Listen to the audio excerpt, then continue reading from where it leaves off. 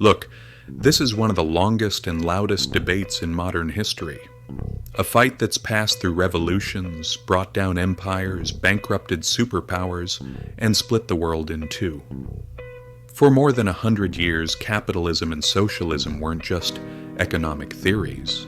They were front lines. Behind every patriotic speech, behind every workers' strike, behind every economic crash, and even behind a lot of wars, this argument was always there.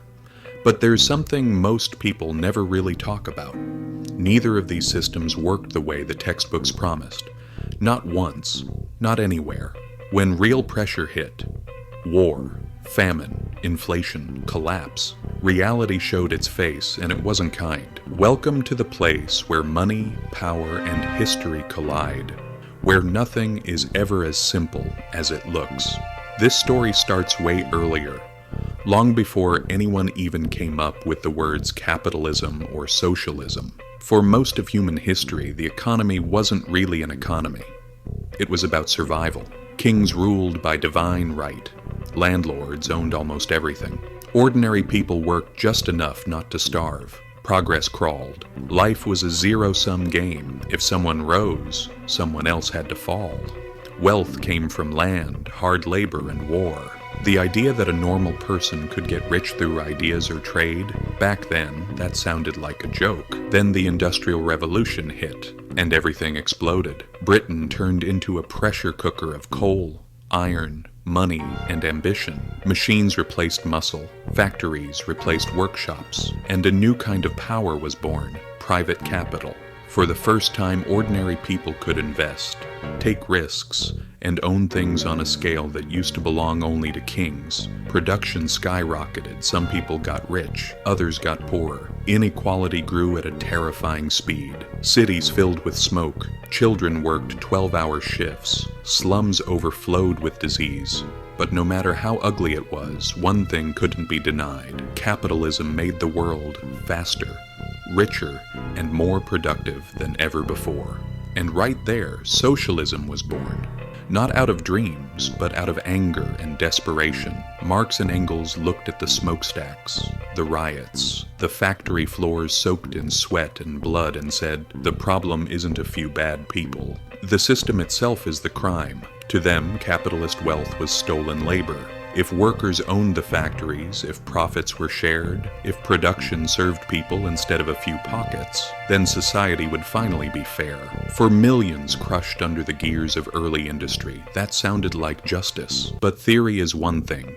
Reality is another. The first real attempt at socialism didn't happen in a classroom. It happened in the ruins of an empire. Russia, 1917. A starving, backward, largely illiterate country. The Tsar was gone. The elites had fled or been killed, and suddenly 150 million people needed a new system. The state took everything: land, banks, factories. It set prices, it erased profit. Private business disappeared. On paper, perfect.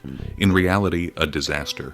No one knew what needed to be produced. Innovation died. Workers did the bare minimum. Shortages became normal. Standing in line became a way of life, and agriculture collapsed into famine. Even Lenin had to step back and say, let some market back in, or the country won't survive. And still, socialism stayed attractive. Why? Because capitalism didn't look great either. It brought growth, but it also brought chaos. The rich lived like royalty while millions barely survived. Then came 1929. The US stock market collapsed. The Great Depression followed. Banks failed. Unemployment hit 25%. To many people, capitalism didn't just look broken, it looked deadly. The truth was simple. Neither system worked the way it promised. Then World War II came along and pushed every system to its limits. The Soviet Union survived through total state control.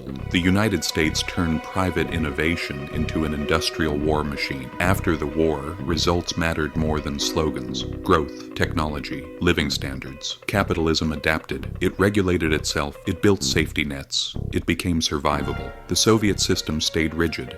It didn't adapt, and it fell behind. When the Berlin Wall came down, the war of ideologies didn't end with bombs. It ended with empty shelves. But the story didn't end there. A new capitalism emerged. Banks. debt bubbles, the 2008 crisis, inequality exploded again. A new generation started asking, who does this system actually work for? Today, almost every country is a mix. Not fully capitalist, not fully socialist. Because reality proved one thing. People shape systems, not the other way around. Power never disappears. It just changes form. Sometimes it gathers in money, sometimes in politics. The real question was never which system is better. The real question is who holds the power and how is it restrained? History chose one.